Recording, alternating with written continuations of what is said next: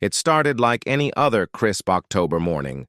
Fog coiling through the pines, coffee steaming in Grandpa's old thermos, and the low hum of nature filling the quiet air. Our hunting trail had always been sacred ground for us. 4 generations of family memories buried in that soil.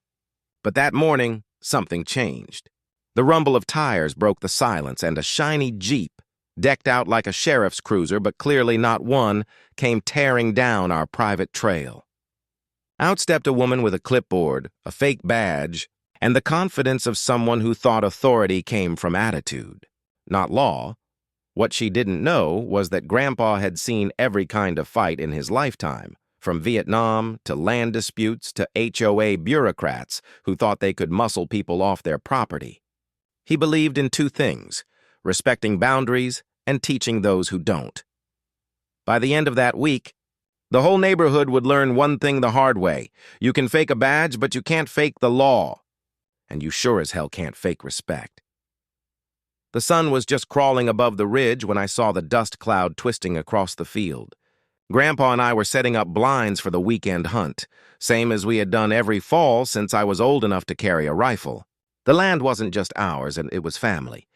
My great-grandfather had carved those trails out of raw forest 100 years ago, and every turn had a story. So when that Jeep came roaring down our access road, kicking up gravel like it owned the place, Grandpa's jaw locked tight. He didn't say a word at first, just sipped his coffee and kept watching. The Jeep stopped about 20 yards away. A woman stepped out, short hair, mirrored sunglasses, tight-lipped confidence. Behind her, 2 men climbed out, both wearing black polos that said HOA security. Now, in most neighborhoods, that might mean something.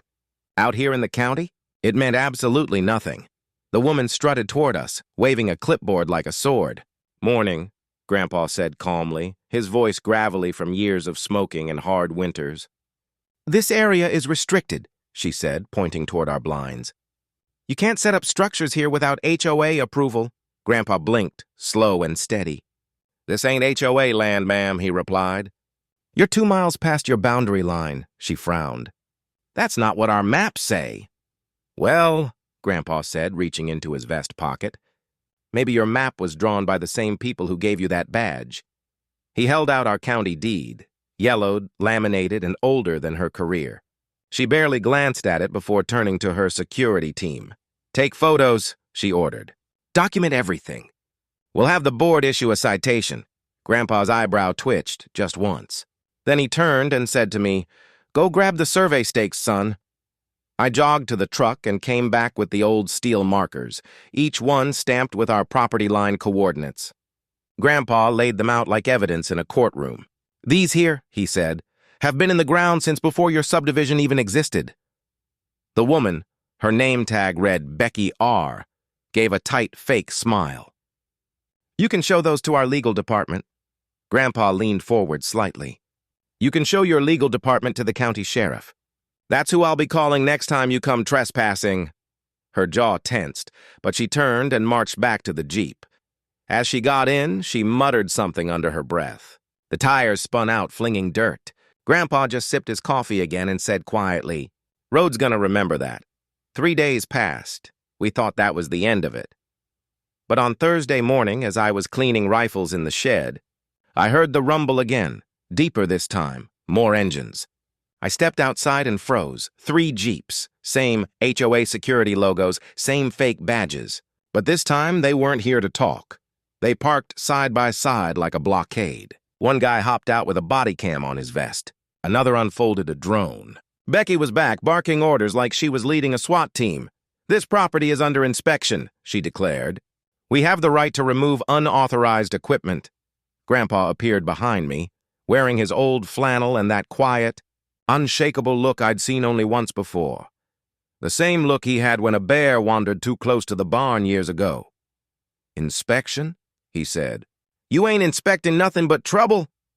"Sir," Becky snapped, "you're interfering with an official HOA investigation." Grandpa smirked. "Then maybe you ought to call a real cop before you keep pretending to be one." As if on cue, a county sheriff's truck rolled up behind their convoy. Deputy Carl stepped out, a tall, steady man who'd known our family for decades. He walked right up to Becky, glanced at her badge, and said, "Ma'am, impersonating law enforcement is a felony. You aware of that?" Becky sputtered. "We're not impersonating! We're private HOA security." "Private means private," Carl said. "You've got no jurisdiction out here. Pack it up." The tension was thick enough to cut with a knife. Her team started muttering, confused, some embarrassed. The drone guy quietly landed his toy. Becky's authority cracked right there in the sunlight. When they finally backed out, Grandpa called after them, "Drive careful! That exit road's tricky." But something in his tone made me glance at him. He didn't look angry. He looked settled, like a man who'd already decided how this story was gonna end. That night, as the fire flickered low, Grandpa said quietly, "Some people don't learn from warnings. Some people need a lesson nature can teach better than words." Saturday came quiet. Too quiet. The woods felt still, like everything was waiting. Grandpa had been out early, checking the road, as he called it. When I asked what he meant, he just said, "Making sure folks slow down next time." By noon, I heard them before I saw them. The same convoy. Louder, angrier, armed with clipboards and cheap walkie-talkies. Becky led the charge again, yelling through a bullhorn like she was running a parade. They came storming down the same path, ignoring the big private property signs. Grandpa was sitting in his folding chair by the old oak, sipping coffee. I was by the shed watching. They didn't stop to talk this time. Becky pointed toward our blinds and shouted, "Remove those structures immediately or we'll call real law enforcement." Grandpa smiled. "Might want to start with your tires first, sweetheart." The Jeep's front wheels hit something, maybe just uneven ground, maybe a little more. And there was a sharp hiss. The tire deflated instantly. The second Jeep rolled forward, hit the same patch, and both front tires blew. Within seconds, chaos. The convoy halted. Driver scrambled out, shouting. Becky's bullhorn fell silent as she realized 3 of her vehicles were now sitting flat on their rims, right in the middle of our exit path. "What did you do?" she screamed. Grandpa shrugged. "Nothing that wasn't already on this old road. Country ground's rough, I gotta respect it." Her face turned red with rage. "This is sabotage." "This is property maintenance," Grandpa said. "You were warned." I could see the fear in her eyes now, not from danger but from humiliation. One of her team members whispered something about towing costs. Another quietly called his wife to come pick him up. Then, as if the universe wanted to punctuate the scene, Deputy Carl showed up again. He took one look at the busted Jeeps and the furious faces and sighed. "Didn't I tell you people to stay off this land?" he said. Becky shouted, "He sabotaged our vehicles! He trapped us!" Carl raised an eyebrow. "You mean the same vehicles you drove past 3 private property signs with?" "Ma'am, you're lucky he didn't have you arrested for trespassing." Her mouth opened, then closed. There was nothing left to say. Carl turned to Grandpa. "You didn't actually, do anything out here, did you, Walt?" Grandpa just smiled, that slow, mysterious smile. "Just cleaned up the road a bit. You know how these trails get after rain?" Carl chuckled under his breath. "Right. Well, I'll have a tow truck come get 'em." "Ma'am, you and your crew can wait by the county line."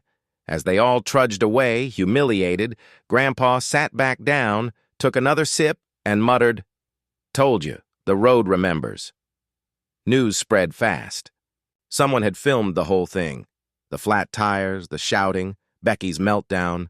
The clip went viral in our small town within hours. By Monday, it was on Facebook pages titled HOA Gone Wild and Don't Mess with Country Folks. The HOA board held an emergency meeting. Becky tried to defend herself, calling it a conspiracy of rural extremists, but nobody was buying it. The sheriff's report confirmed everything. Private land, unlawful trespassing, impersonation of authority. Within a week, Becky was stripped of her position and fined by the county. Grandpa never gloated. He didn't post about it, didn't brag.